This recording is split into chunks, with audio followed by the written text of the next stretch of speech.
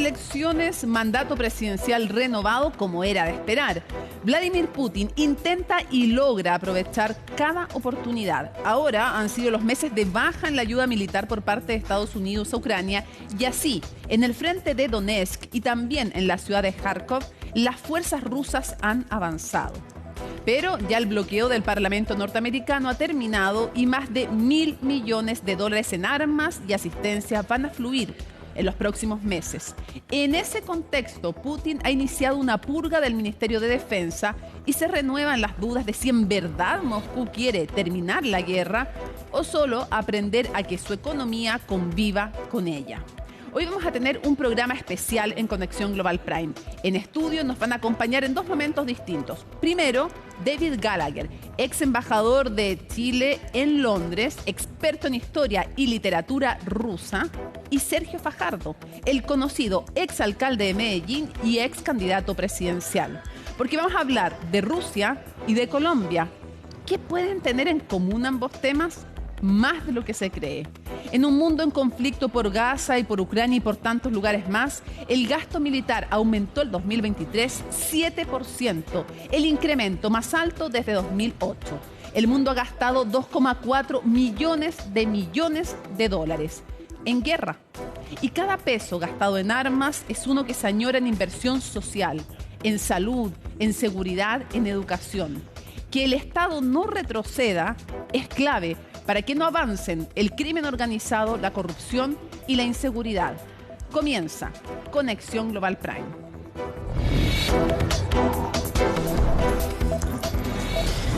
¿Cuál es el momento político de Vladimir Putin? ¿Cuál es el momento también del conflicto entre Rusia y Ucrania? Las últimas novedades nos las cuenta en su nota y en su análisis Gabriel Palma.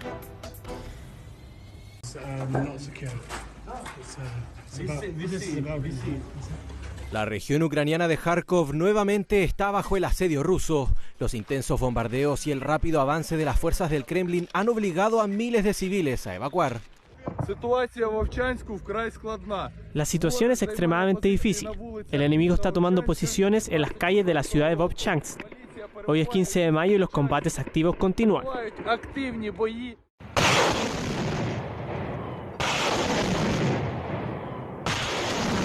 Y es que en los últimos meses el conflicto ha tomado un rumbo desfavorable para Kiev, quienes han visto cómo sus ciudades al este del país sufren la embestida rusa con más frecuencia que nunca en los más de 2 años de conflicto. Además de Kharkov, Donetsk, Kherson, Lugansk y Zaporilla son los más afectados, pues es la zona que Rusia reclama como propia.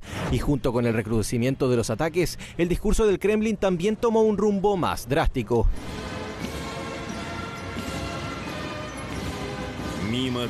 El hipotético uso de armas nucleares en la guerra con Ucrania no ha dejado de ser eso, un caso hipotético. Sin embargo, el gobierno de Vladimir Putin ha amenazado con su uso ya en varias ocasiones, abriendo incluso la posibilidad de usarlas contra objetivos de la OTAN si Rusia considera que han interferido en el conflicto.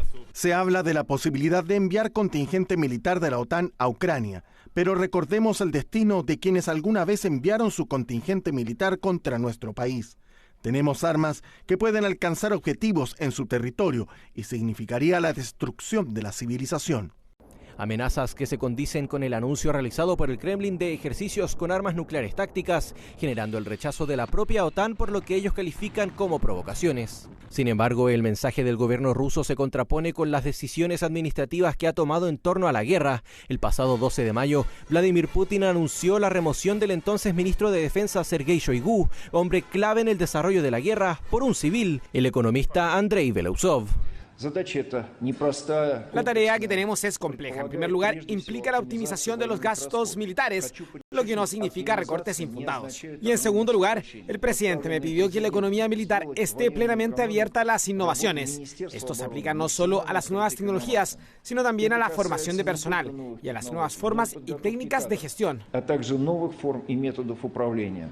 Medidas que reflejarían la intención de crear una economía de guerra de larga duración más que un final abrupto al conflicto, pese al discurso agresivo de Moscú, algo que se condice también con la inversión militar que llegaría a casi el 9% del PIB anual ruso, según cifras del propio gobierno.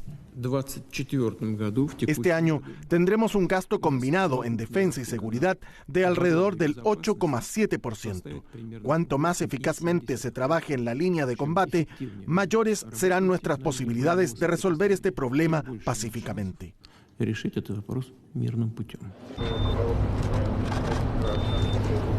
Contexto dispara al que vive Ucrania, quienes han visto cómo el avance ruso agota los pocos recursos acumulados por Kiev en los 6 meses que le tomó a Estados Unidos aprobar el paquete de ayuda de $61.000 millones para el combate contra Moscú. Proporcionaremos $2.000 millones adicionales en financiamiento militar extranjero para Ucrania y reunimos todo esto en un fondo empresarial de defensa, el primero de su tipo. Todos los ojos están puestos en la situación en el este, entonces sabemos que el apoyo llega en un momento crítico. La decisión sobre el paquete fue crucial. Para nosotros es muy importante conseguirlo lo antes posible. El segundo punto es la defensa aérea, el mayor déficit para nosotros. Creo que ese es el mayor problema. Realmente necesitamos 2 Patriots para la región de Kharkov, porque la gente ahí está siendo atacada.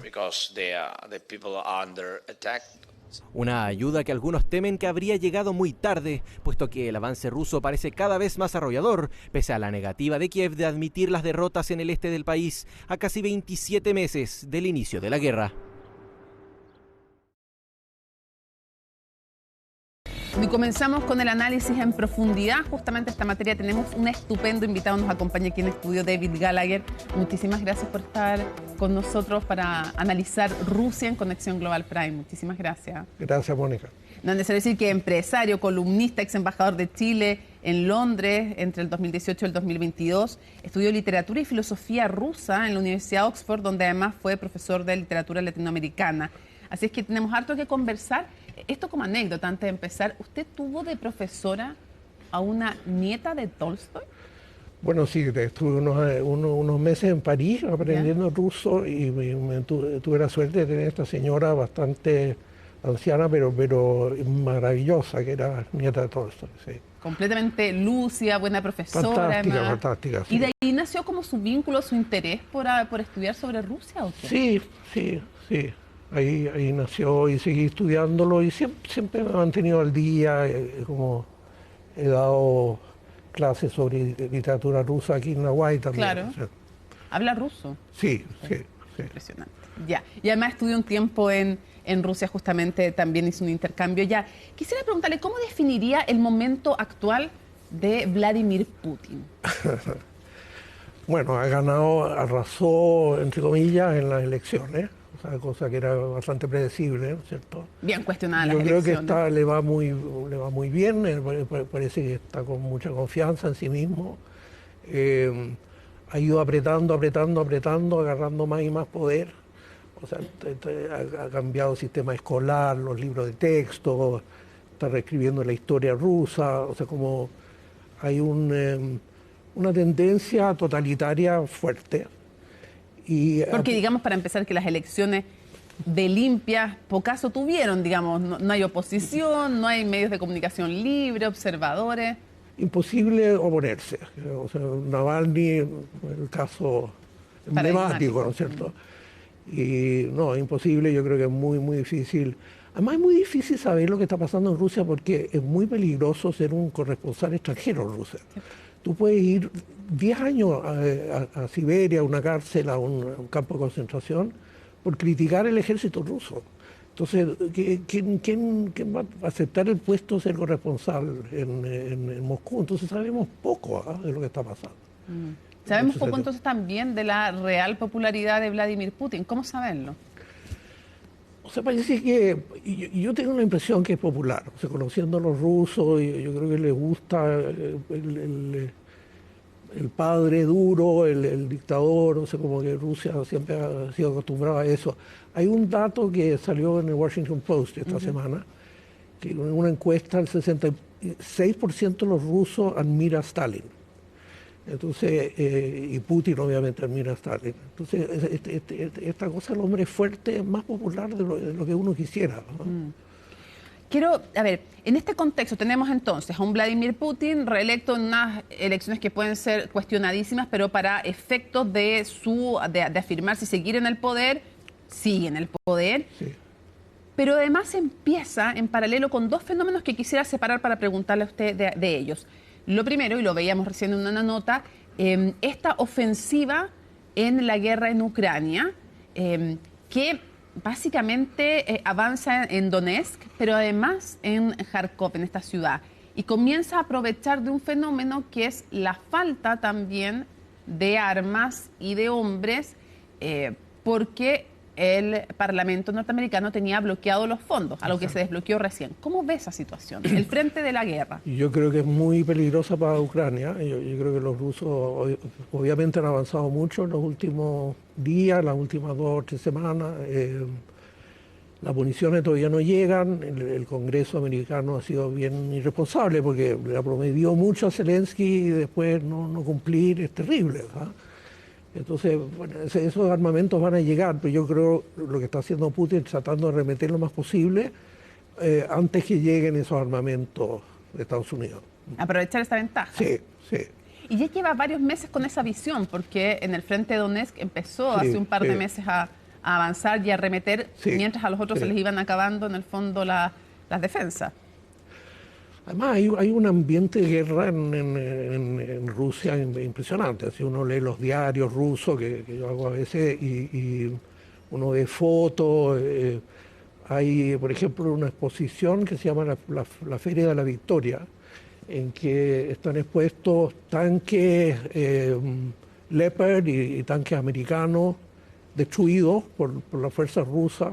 O sea, tanques enemigos, ¿no es cierto? Todos los escombros de Occidente, digamos.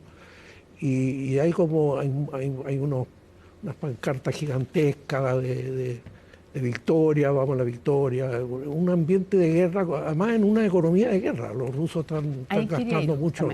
Quería ir a ese punto y preguntarle, porque hay analistas, leía yo en Foreign Affairs o en el Consejo de Relaciones Exteriores, para decir un segundo medio pero con su nombre en español, y en otras revistas también, que hacen el análisis de que no necesariamente Putin quiere acabar con la guerra, uno por el tema económico, que más bien quiere aprender a convivir económicamente con ella. Quiero preguntarle qué piensa usted al respecto, porque de alguna manera también con un conflicto se unifica internamente, se fortalece, sobre todo, no sé si va a querer cambiar esta idea ya afirmado después de las elecciones, pero ¿hay algo de eso? ¿Hay algo de no querer necesariamente terminar con la guerra? Bueno, yo creo que no le molesta que siga la guerra. O sea, a lo menos, dice a él siempre le ha ido bien con la guerra. O sea, se hizo inmensamente popular a fines de los años 90 con el tema de Chechnya. Sí. Después con Georgia, después con la toma de la Crimea. Todas esas cosas son muy populares en Rusia. Entonces, en Rusia hay como un ambiente bastante pro-guerra, además es un estado de propaganda, entonces el tema de la guerra lo favorece por el momento. Pero yo creo que al final va a querer llegar a una paz en que él se anota un triunfo importante. Yo me imagino que ese triunfo es que le reconozcan la Crimea como rusa y que le reconozcan el domo. Sí. O sea, no me equivoco tal vez si el punto que usted me trata de hacer es que quiere continuar con la guerra y aprender a convivir económicamente con ella hasta que tenga a Ucrania, de alguna manera, si no de rodillas, porque ya de rodillas no logró tenerla, tan débil como para que negocie condiciones de paz favorables. Exacto. Y para que pueda levantar un relato victorioso, ¿no? Y eso... Y ojalá Zelensky pueda hacer lo mismo, pero en fin, Putin yo creo que necesita sentirse triunfador, no va a ser humillado. O sea, además, como saben tantos próceres a través de la historia, o sea, no es fácil ganar en una guerra a Rusia. No. Ahora, digamos que le ha sorprendido también lo que pasó en Ucrania, porque probablemente le esperaba que esto fuera una guerra relámpago y no lo ha sido. Sí, no, eso ha sido increíble, increíble. No, el heroísmo del pueblo de Ucrania ha sido increíble y eso hace muy difícil que Zelensky haga concesiones. Claro. Porque en el fondo cuando tienes tantas muertes, o sea, ¿con qué cara concedes? ¿Nos dice algo de esta intención de hasta negociar condiciones de paz favorables, que es la tesis que usted nos plantea y que refrendan también otros analistas, el hecho de esta purga que se va produciendo en el Ministerio de Defensa ruso por parte del mismo Vladimir Putin? Las razones públicas son temas de corrupción, pero cuando saca al primero y al segundo, sobre todo el primero siendo Shoigu, que es una figuraza, digamos, en Rusia, uno se pregunta, y pone un economista, en vez de Shoigu pone un economista, pero ya ha sacado 3 personas importantes en el último mes. Sí. ¿Tendrá que ver, con qué tiene que ver, qué quiere hacer, qué está intentando Putin? Yo creo que ha habido mucha corrupción en el Ministerio de Defensa. Yo no sé cuán corrupto es Putin, pero obviamente no le gusta que otra gente sea corrupta, ¿no es cierto? Y parece que en defensa ha habido corrupción, de verdad, y yo creo que es una de las razones por la cual el ejército ruso le fue tan mal al comienzo, porque tenía mucho menos armamento de lo que decían los libros incluso. Entonces Shoigu llevaba 12 años como ministro de Defensa, y yo creo que, no tengo idea si es corrupto él, probablemente no sé, pero ha habido corrupción en el ministerio, eso es indudable. Por esa razón sacó a este general Kondratev, que por corrupto parece que tiene un estilo de vida inverosímil. Sí. Y entonces lo que yo creo que al poner a Bielorruso como ministro de Defensa, está poniendo un economista cuadrado, estatista, que va a promover la industria militar, lo que hace pensar, dice muchos comentaristas, ¿no es cierto?, en una guerra larga, que está pensando que puede ser una guerra larga, porque municiones nuevas son para el futuro, ¿no es cierto? Pero por otro lado, yo creo que es un hombre muy honesto, aparentemente, y yo creo que él va a hacer una especie de auditoría en el Ministerio de Defensa, y va a eliminar la corrupción que puede haber ahí, ¿no? Ahora, ¿cómo ve, más allá del tema de Ucrania, más allá del tema de este mandato, nuevamente este quinto mandato que asume Putin, entre medio hace esto de las sillas musicales con el primer ministro entonces, con Medvedev, que se cambian de puesto y sigue y después reforma la Constitución y logra que de nuevo pueda postularse a este mandato y a otro más, de hecho? ¿Quién es el círculo más cercano a Vladimir Putin? Porque él forma también un Consejo de Seguridad, al cual pasa el ex ministro de Defensa Shoigu, también están otros, Patrushev también está ahí, y parece que parte importante del poder está en ese Consejo de Seguridad. No, yo creo que sí. No, y Patrushev va a seguir ahí, está a cargo de artillero ahora, que parece que... Además el hijo llega con un puesto muy importante como viceprimer ministro. Hay muchos viceprimer ministros, sí. Es como decir ministro casi, va a estar a cargo de agricultura. Que es un área clave, cuando está hablando de Ucrania, el granero, claro. Rusia, que también es granero, que hace los fertilizantes también, que hace Lincoln Brasil, por ejemplo, los fertilizantes para Brasil y para otros países. O sea, estamos hablando de áreas sensibles, no es cualquier cosa que te pongan en agricultura. No. Por eso mismo se cree que es una estrella naciente este hijo. Habría que mirarlo, dice usted. Sí. Hay que empezar a mirarlo. Hay otro que se llama Dyumin, que ha sido también nombrado viceprimer ministro con cargo de energía, yo creo, algo, en fin. Y lo movió, donde puso Shoigu, puso a Dyumin, que también parece que es una estrella en ascenso. Una estrella naciente. Era gobernador de Tula, que es una provincia muy importante, la de Tolstoy, por cierto. Y él también parece que tiene un tremendo futuro, aunque a nadie en Rusia le conviene decir que puede ser sucesor de Putin, obviamente. Porque eso te corta la posibilidad de serlo y tal vez otras cosas más, digamos. Claro. Como que no es muy bueno ser tan estrella. No. Mejor ser tapado, dicen algunos. Exacto, claro. Como en México en el pasado, sí. Tal cual. Mientras estamos viendo la interna del poder en Rusia, quisiera llevarlo a otro tema ahora, y es a la reacción de las potencias occidentales, de Europa, de Estados Unidos, pero también una Europa que durante mucho tiempo fue de la mano con Rusia, de la mano con Putin, sobre todo sabiendo quién era Putin, pero se construía el Nord Stream 1, el Nord Stream 2, no había problemas, la abastecía de granos, abastecía de fertilizantes, gasoductos, oleoductos. Y lo que hacía en otras partes Putin, como que Europa se tapaba los ojos hasta que no pudo más. Sí, ¿Cómo sí. ve el pasado y la proyección de esa relación? Sí. Bueno, yo creo que económicamente pasó todo lo que usted dice, que en el fondo Europa empezó a depender mucho de insumos rusos. Parece que se han liberado Alemania parece que ha logrado liberarse del gas ruso sin mayores problemas, a pesar de que también se cerraron las plantas nucleares en Alemania, pero en fin, yo creo que han sobrevivido bastante bien. Yo creo que yo creo que una lástima que se haya perdido esa relación entre Europa, la Unión Europea y Rusia, y yo creo que... Pero no era necesario también una mirada más crítica. Sí, bueno, es difícil la pregunta, porque en el fondo yo creo que en un momento la mirada era demasiado crítica. Acordémonos que por el año 2000, Putin, 2001, pidió oficialmente ser miembro de la OTAN. Entonces, y él se sintió muy despechado, muy esnoviado por Occidente, y eso lo fue alejando. No sé, yo creo que ha habido como mucha falta de comprensión mutua. Uh-huh. Ahora, ¿qué esperaría o cómo va a cambiar a futuro, cree usted? ¿Cuáles van a ser los aliados? Porque, y también me gustaría explorar un poquito en eso, antes de que nos acabe el tiempo, la relación entre Rusia y China. Porque ya no estamos hablando del conflicto en Ucrania, no estamos hablando aquí, estamos hablando de todo el mapa geopolítico. Veíamos primero la interna en Rusia, ahora estamos viendo las relaciones con Europa y China. ¿Son realmente aliados? ¿Son aliados circunstanciales tácticos?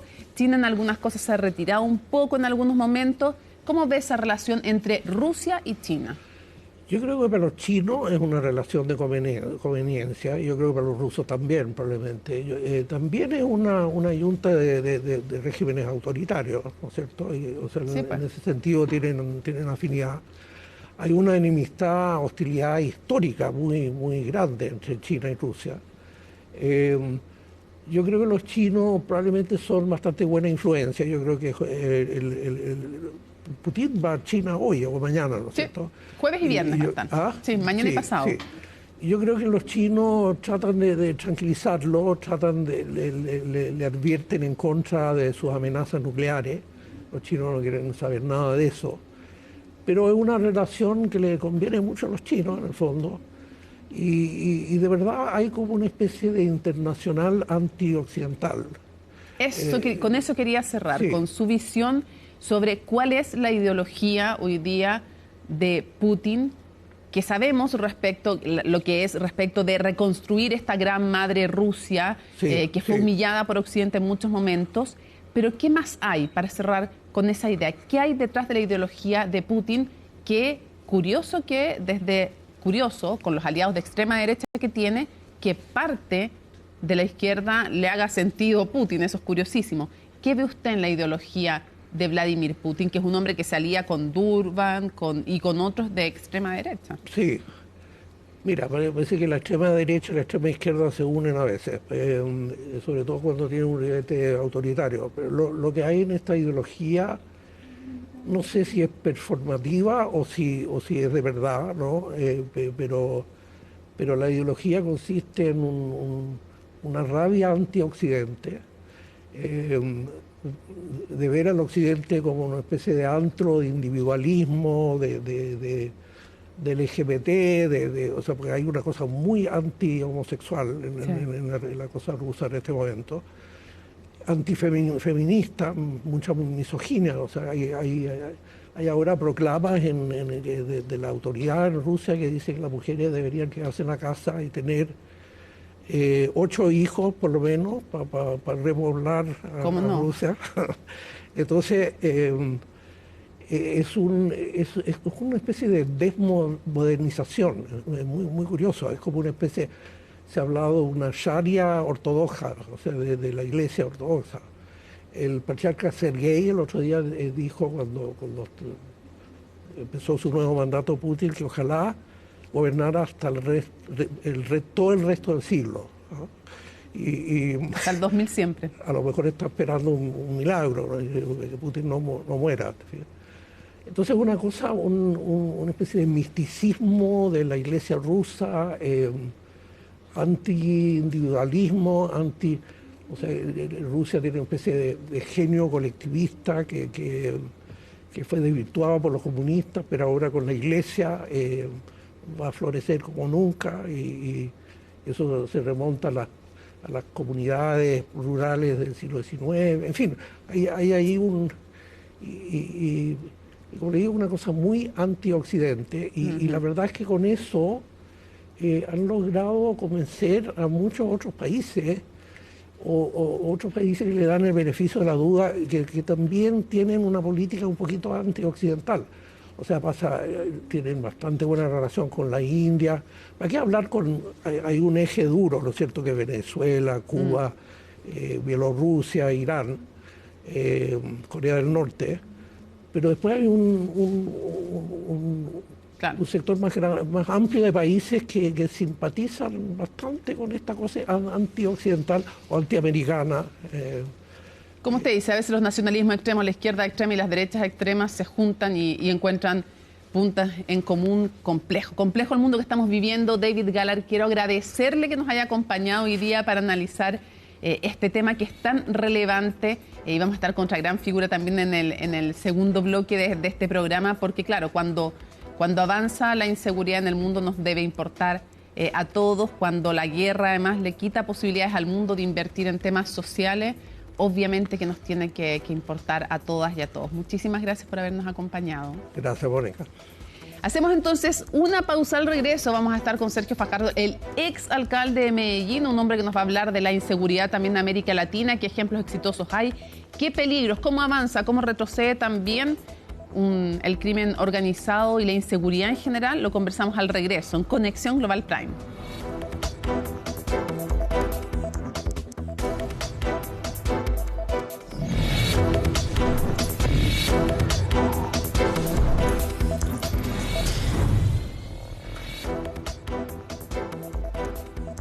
Lo habíamos prometido. En esta Conexión Global Prime especial tenemos un estupendo invitado para el segundo bloque para hablar de seguridad, de inseguridad, de crimen organizado. Exalcalde de Medellín, no necesita ninguna presentación más. Sergio Fajardo, muchísimas gracias por estar con nosotros. Mónica, muchas gracias. Un gusto estar acá contigo, en Santiago, aquí físicamente con ustedes. A ver, primero preguntarle, ¿cómo podríamos resumir desde un municipio que no trabaja solo, obviamente, sino que en interconexión con las otras instancias estatales, cuál fue el secreto del éxito de Medellín? Yo sé que da para 2 horas de conversación, pero ¿cuáles son las claves? Más o menos. Primero, yo tengo que hablar de mi país, de Colombia. Sí, claro. La lucha contra el narcotráfico fue una lucha del país. Pasamos por muchos años. Mucha gente muy valiosa murió en esta lucha. Entonces es una historia larga. No empieza en Medellín, ni empieza con nosotros, ni termina con nosotros. Es una historia. Pongo un número. Ahora que estamos acá en Santiago, con tanta preocupación que he visto en Chile alrededor del tema de la seguridad. Medellín, mi ciudad adorada, año 1991, tuvo 375 homicidios por cada 100.000 habitantes. La barbarie. Tal cual. Después de ese momento, la sociedad reaccionó en múltiples formas, diferentes personas en diferentes espacios, organizaciones civiles, con un esfuerzo muy grande, con un apoyo del gobierno nacional. ¿Era la ciudad más peligrosa del mundo? Dolorosamente tengo que decir que sí. La más violenta del planeta Tierra era Medellín. Sí. Con el gobierno nacional aportando a la ciudad, el mundo empresarial, las organizaciones sociales, y poco a poco se fue avanzando en ir superando elementos fundamentales de esa barbarie, de esa violencia, en el país, pero en particular Medellín, que era el epicentro de todo esto. Cuando nosotros llegamos al poder, llegamos en otras circunstancias. Llega por primera vez en la historia de la ciudad un movimiento cívico, alternativo, independiente en el mundo de la política. Nosotros cambiamos la política, que es una condición bien importante. Y cambiamos la política y nos acercamos a la ciudad desde una perspectiva muy distinta. Nosotros hicimos la política a pie, caminamos por toda la ciudad. Medellín tiene 2,5 millones de habitantes, está entre unas montañas, no es un sitio fácil, pueblito pequeño que se pueda caminar en 2 segundos, no. y lo recorrimos y entendimos y escuchamos todos los sectores, descubrimos el tejido social, vimos las heridas que tenía la ciudad, las posibilidades. El gobierno nacional tenía un proceso de negociación con grupos paramilitares en su momento y llegamos nosotros al poder. Y llegamos al poder y sabíamos lo que teníamos que hacer. Sabíamos que teníamos que construir nuevos espacios para encontrarnos. El poder de los violentos es el miedo. La gente se va fragmentando, la sociedad se va dividiendo. Eventualmente, sálvese quien pueda. Nosotros sabíamos que para vencer el miedo teníamos que hacer otro tipo de intervenciones. Sabíamos dónde teníamos que ir, sabíamos qué pasaba en cada comunidad, sabíamos los espacios que queríamos construir, sabíamos mucho porque lo habíamos trabajado. Pero esto requiere multidimensiones, requiere infraestructura pública, recuperar espacio, avances en temas sociales. Por supuesto. Y trabajar desde los municipios, pero en relación con el Estado central. Y uno se pregunta cuánto avanza, cómo usted ve, porque hoy día toda América Latina ve el avance del crimen organizado y ve el avance de la inseguridad. Pero uno se pregunta, claro, ¿no es cuando retrocede el Estado, cuando avanza justamente la inseguridad y el crimen organizado? Sí, y la historia nuestra es al revés. Nosotros vivimos los peores momentos y nosotros en Colombia somos críticos con nosotros y discutimos, pero mirando mi país desde fuera, digo, hemos avanzado mucho. Hemos avanzado mucho comparándonos en el terreno que está. Y las lecciones nuestras sirven precisamente, por ejemplo, para una sociedad como la chilena, que hoy tiene miedo. Yo vine aquí en el año 2015, no recuerdo bien la fecha, y era muy distinto. Hoy la gente tiene miedo. Y digo, pero los números, si uno fuera a mirar por números, dicen, no puede ser. 4 homicidios cada 1.000 habitantes versus los todavía 20 que tiene hoy día Medellín, que es nada comparado con los 375. Entonces, pero hay una percepción muy grande de inseguridad. Y lo que nosotros hemos aprendido sirve para algo. Y yo creo, y voy directo a lo que pasa pues en Santiago, y yo creo que está bien que se preocupen. Que esta sea una señal de alerta para que esto no crezca, para que después no cuenten una historia de que esto se hizo peor y peor y peor y cómo enfrentaron, sino ahora se puede evitar desbocarse. Porque hay una barrera desde la cual es muy difícil bajar. Exacto. Pasa de cierto punto y ya es muy complejo. Yo creo que aquí están en una condición que se puede intervenir, requiere muchos esfuerzos en múltiples dimensiones. Todo esto son muchas componentes. Por eso se habla de intervenciones integrales que consideren los diferentes factores que están asociados con la criminalidad que puede aparecer en un territorio. Pero yo tengo la convicción de que se puede hacer, repito, y muchas cosas que nosotros aprendimos con mucho dolor, después de mucho esfuerzo, dan lecciones que permiten, repito, anticipar y no caer en eso. Ahora, ¿cómo se define esto ideológicamente para entender desde qué mirada también analiza esto y cuáles fronteras de repente que otros tienen es capaz de cruzar? Sí.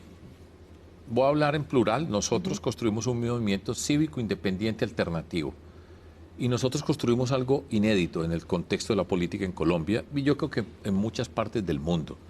Y éramos personas de organizaciones sociales, ONGs, del mundo académico, que era el mundo original mío, de donde yo pertenecía, del mundo de la cultura, del mundo del emprendimiento.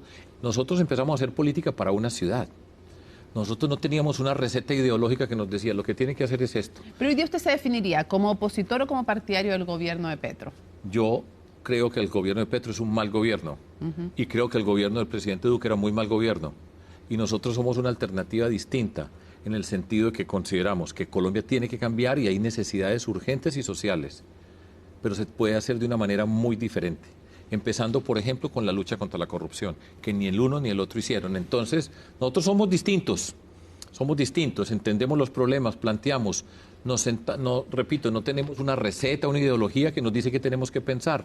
Nosotros podemos construir, y eso es lo que hemos hecho. ¿Qué opina usted de la receta Bukele? Yo sé que tiene se lo pregunto para que lo cuente, sé que tiene una mirada crítica. Claro que sí. ¿Es la receta de Bukele una buena receta? No. ¿Por qué no? Para nada. En primer lugar, porque en cualquier sociedad que nosotros estemos, y en Chile lo sabemos, y en Colombia lo sabemos, y en América Latina lo sabemos, tenemos que respetar los derechos humanos.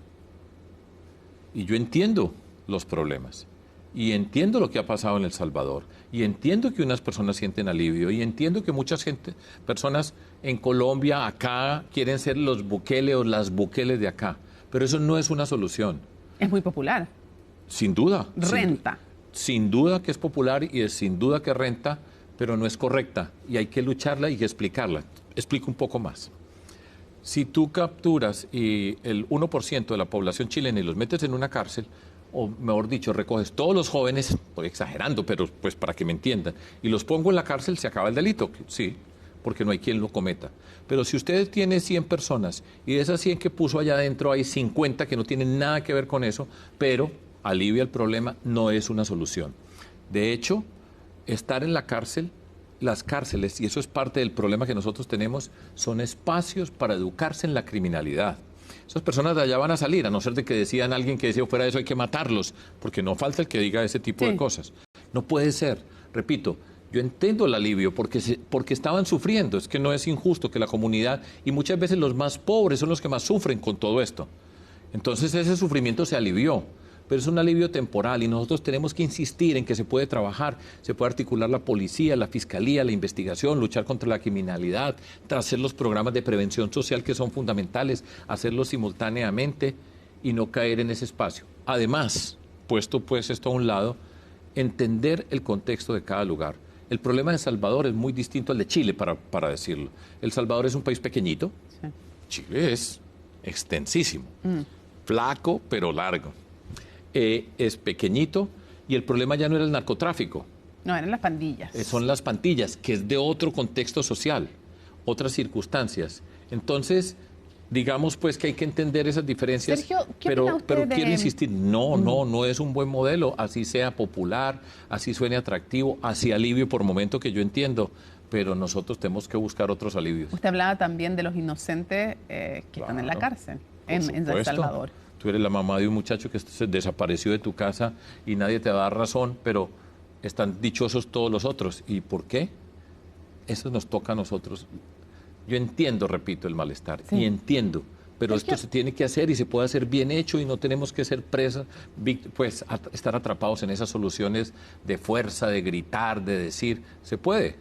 Ahora, yo estoy separando de los momentos en que hay conflictos internos, como por ejemplo que fue la lucha contra las FARC y contra el narco y contra los paramilitares al mismo tiempo en Colombia. Entonces esa es una situación bien particular. O sea, es la tormenta perfecta, entre comillas, la tormenta maldita, decía un autor, perfecta, en el sentido de enfatizar que es una mala tormenta y horrorosa. Pero, entonces no quiero referirme a ese caso, sino que cuando avanza el crimen organizado, cuando avanza también la inseguridad, muchas veces se piensa que recurrir a las Fuerzas Armadas es una buena solución.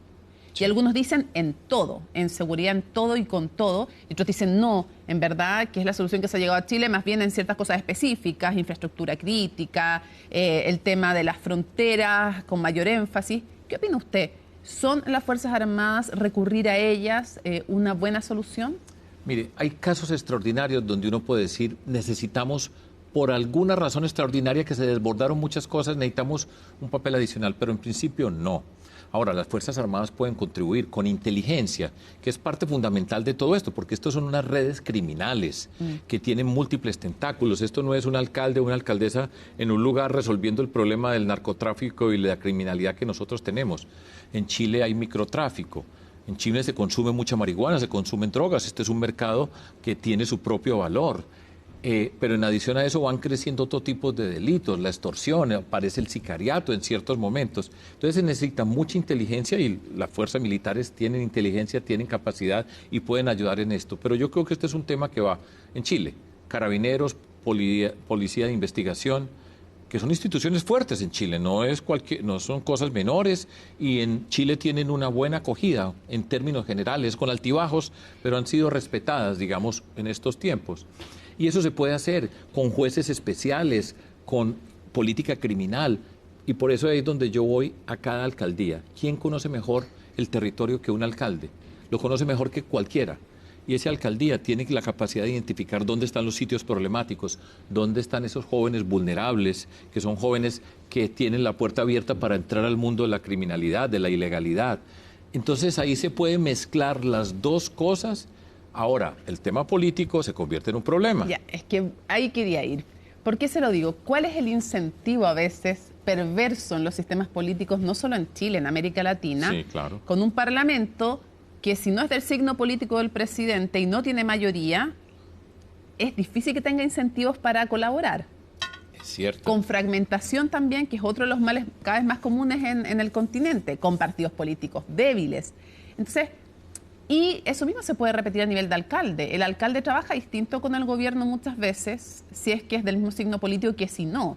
A veces quiere antagonizar y no colaborar. Esto estamos hablando más allá de derechas o izquierdas. Sí, sí. Entonces, ¿cómo ve eso también? ¿Cómo ve la política? ¿Cómo ve a los políticos en estos temas? Tiene una mirada crítica, entiendo yo. Yo, claro que sí. Yo soy político en Colombia. Aquí estoy compartiendo con ustedes nuestra experiencia política y pública. Y esa es una de las calamidades de nosotros en América Latina, en general en muchas partes, pero no vamos a hablar por todo el planeta, sino América Latina, la incapacidad de sentarnos dos a trabajar en conjunto. Entonces, todos los alcaldes hoy en Chile, candidatos, candidatas, todos tienen la seguridad primer punto. Todos. Y entonces te tienen que destacar el uno del otro para ver quién va a ser elegido. Entonces aparece el que dice, yo, Bukele. Entonces, este sí es fuerte, este sí es valiente. Otro dice otras alternativas. Esto se necesita una política nacional. Porque en los municipios y la política y los municipios en Chile todavía son instituciones débiles comparados, por ejemplo, con lo que tenemos en Colombia. Les falta mucha capacidad a los alcaldes, a las alcaldesas acá en estos territorios, pero se tiene que articular con el gobierno nacional, porque la inteligencia, una cantidad de factores no dependen de un alcalde o una alcaldesa, solo no puede hacer mucho. Hay unos espacios que se pueden hacer, que son necesarios, el espacio de la prevención, trabaje con el joven vulnerable, con su familia, con la escuela, con la comunidad y todo el sector. Se puede hacer y se tiene que hacer todo se tiene que hacer. ¿Está en riesgo la democracia con el crimen organizado y con la inseguridad? No creo, yo no creo, pero entiendo la preocupación, pues están agobiados. Pero es una amenaza importante. Póngale atención.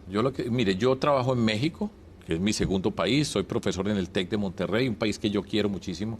Fíjese, yo soy de México, pues de Colombia y de México. Pero usted me estaba respondiendo por Chile. Yo quería preguntarle en general si en América Latina, la inseguridad y el crimen organizado hoy día está poniendo en jaque a la democracia. ¿Y sabe por qué se lo digo? No solo por el crimen organizado, sino también porque cuando el Estado es visto como inefectivo para los ciudadanos y las ciudadanas, los narcos muchas veces son una solución terrible, pero son una solución en los sectores más vulnerables. Mónica, por eso le digo, ¿qué tan amenazada está la democracia?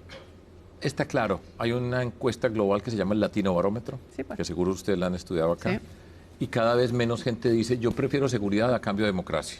Que dice, haga lo que sea, como sea, pero que yo pueda vivir tranquilo. Yo entiendo esa preocupación, es legítima de la gente, porque está sufriendo, porque para poder tú venir acá tienes que tener la tranquilidad de poder venir y no puedes estar con miedo pensando que tienes un hijo o una hija que algo le puede pasar. Por supuesto que eso es horrible. Ahora, yo no creo que esté en peligro, pero está en deterioro y van apareciendo soluciones autoritarias que pretenden dar respuestas. Y eso lo mezclamos con algo que para mí es fatal y lo tenemos en mi país, que es el populismo y la polarización. Y vemos países corruptos, países como Nicaragua, como Venezuela, la misma Cuba dentro de todo esto. Entonces están pasando un montón de cosas. Y lo que ocurrió en Argentina, los conflictos en Brasil, no es un buen momento para nuestra América Latina, no es buen momento para el planeta, pero tenemos que persistir y no nos tiene que dar pena de hablar de los derechos, de respetar, de que las cosas se pueden hacer. Dos cosas para cerrar. A ver, pues. Uno, hay conciencia entre los políticos de la importancia del énfasis social, de que si no hay salud, si no hay educación, son otros de nuevo los que avanzan, y no necesariamente desde la legalidad, sino desde la ilegalidad. Que el crimen organizado va a avanzar por un lado y que por otro lado aparecen los que dicen que se vayan todos. ¿Hay conciencia de la importancia del énfasis en lo social también? Yo creo que muy poca. Repito, porque si eligiéramos, entre comillas, el presidente de América Latina ganaba Bukele. Sí. Si no puede ser. Ahora, hay que entender qué es lo que está pasando y por qué él tiene ese éxito. No nos podemos cerrar los ojos, pero es la combinación de la intervención, de la represión en el sentido honesto de la represión, la capacidad que se pueda tener y, por supuesto, las intervenciones sociales. Entonces, habitualmente es la una o la otra. Digo, no, son las dos en forma simultánea y se puede hacer. Y falta una palabra muy importante en América Latina, que está detrás de todo eso porque va muy de la mano del crimen organizado, la corrupción. Hay mucha corrupción que es sutil, está escondida detrás de muchas cosas de las que pasan en nuestra sociedad. Pero también la sensación de que la justicia no es igual para todos y para todas. Porque los delitos económicos, los delitos de corrupción, no necesariamente se castigan como los otros. Es cierto, es cierto. Y eso también orada la democracia. Yo no tengo la menor duda. La democracia alrededor de una palabra que no está de moda, no es viral. Yo digo dos palabras que no son virales. La decencia. Por ejemplo, en mi país, si yo pienso diferente a usted, estoy generalizando. Pero la polarización, ¿usted es amigo o enemigo? No hay más para hacer en la vida. ¿Por qué? ¿Por qué tenemos que maltratar el uno al otro? Entonces se destaca quien agrede, quien insulta, se considera como valiente. Yo reiterar, no tiene que ser eso. Nosotros tenemos que cuidar el respeto, el reconocimiento, la empatía, la solidaridad. Y detrás de todo esto, la corrupción que hace. Primero, pues le quita oportunidades ¿a quién? A los más pobres, porque los pobres son los que pagan la cuenta de la violencia y de la corrupción. Siempre la pagan. En diferentes alternativas, en diferentes circunstancias, con derechas o izquierdas, terminan pagando la corrupción. Y la palabra es confianza. Se pierde la confianza en las instituciones. Entonces, vamos, todo vale, resuélvame ese problema, no importa, yo miro para otro lado, pero haga lo que sea. Y una frase fatal, Mónica, gracias por... Y una frase que a mí me duele en el alma, que en Colombia tiene sentido y en muchas partes, y es que roben pero que hagan obras. Dije, horror de los horrores. ¿Y por qué? Pues tenemos que decirlo. No está de moda, repito, decir esto. No está de moda ser decente, no está de moda la confianza, pero nosotros no nos podemos cansar de decirlo. Sergio, para cerrar, quisiera hacer una pregunta que tiene dos componentes. De la derecha, claramente en esta conversación usted ha criticado la tendencia a mirar muchas veces solo el modelo Bukele, el énfasis en la seguridad y olvidarse, parte de la derecha, estamos hablando de la derecha más extrema, de olvidarse el tema social. ¿Cuál es la crítica que le haría a la izquierda? En Chile durante mucho tiempo, y ellos mismos lo han reconocido, este trauma con el tema de la seguridad, no ponerlo en primer lugar. Entonces quisiera preguntarle cuál es la crítica que le ha faltado a la izquierda en estas materias. Bueno, en Chile vivimos una dictadura y por lo tanto algunos reconocían su trauma con aquello. Trauma con no haber entendido que es muy progresista preocuparse de la seguridad. Y por otro lado, ¿cómo ve el gobierno del presidente Boric? Se le hice fácil para cerrar. No, pues claro, muchas gracias por la invitación, Mónica. Siempre listo. Pero bueno, termino pues, diciendo, tú dices la respuesta. A ver. Hay que entender la seguridad como un derecho. La seguridad no es un privilegio de la derecha. ¿Por qué? Nosotros necesitamos la seguridad y tenemos que tener la inteligencia y la capacidad de entender las condiciones sociales que afectan las condiciones de la población. ¿Le ha faltado a la izquierda eso? Por supuesto que le ha faltado. Ahora, hay muchos traumas asociados con lo que fue la izquierda. En Colombia nosotros, a mí me duele mi país. Cuando yo estoy afuera y miro, digo, Colombia es extraordinaria. Es que nosotros hemos tenido guerrilla, paramilitares, narcotraficantes y mire que aquí estamos. Y Colombia es un país con muchas dificultades. Tenemos un presidente que fue guerrillero. Entonces Colombia ha pasado por muchas cosas. Después, repito, viéndolo de afuera, nosotros somos tremendos. Colombia es un país resiliente. Boric, no me deje el presidente Boric fuera del análisis. Entonces, el presidente Boric, ¿cuál era la pregunta? ¿Cómo ve el gobierno del presidente Boric en estas materias y cómo ha visto su gobierno? Bueno, te voy a dar gusto por estar acá y voy a contestar. Y lo voy a contestar con toda la honestidad. Yo no conozco al presidente Boric, conozco personas que lo conocen y voy a decir lo siguiente. Yo creo que el presidente Boric no estaba preparado para gobernar. ¿Y qué quiero decir con eso? Gobernar es muy difícil. Gobernar requiere experiencia, conducir equipos, organizar, entender muchas cosas. Llegó en un marco de unas circunstancias de una polarización grande en Chile y él se convirtió en una esperanza. Pero la experiencia no se improvisa. Repito, es que gobernar es muy difícil. Tú tienes que tener unos proyectos claros, para dónde voy, cómo articulo un equipo, cómo hago seguimiento para ese equipo, cómo entiendo muchas cosas. Y él no lo sabía. No es su culpa, es así como ocurrió.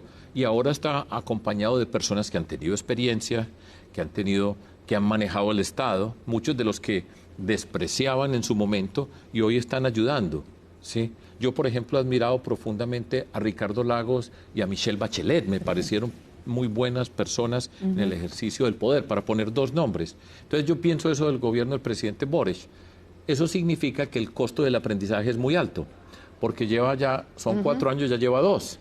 Y yo escuchaba ahora, reunido con alcaldes, que llegan muy lento, que no han llegado a muchos espacios, y eso es precisamente, en este caso particular, por la falta de experiencia, la incapacidad para entender muchas cosas.